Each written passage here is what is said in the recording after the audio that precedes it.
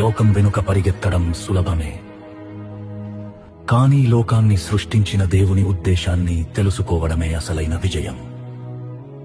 నువ్వు సంపాదిస్తున్న ఆస్తి, నువ్వు కూడబెట్టుకుంటున్న పేరు అంతా ఇక్కడే ఉండిపోతుంది.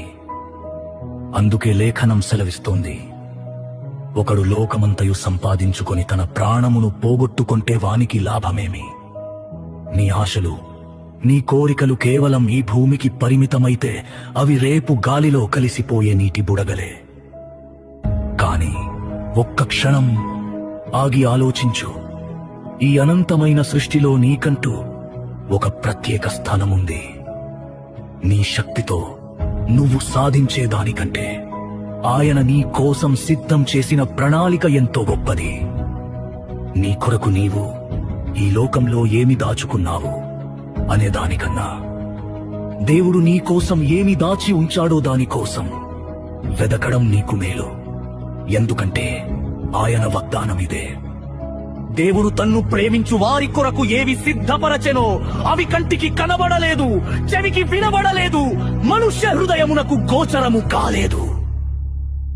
ఆయన దాచి ఉంచిన ఆ నిత్యమైన సంతోషం, ఆ పరిమితమైన శాంతి, ఆ ఉన్నతమైన పిలుపు కోసం వెతుకు.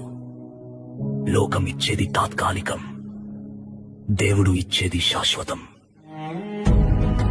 పరిమితులు ఉన్న లోకంలో నీకోసం నువ్వు వెతుక్కోకు.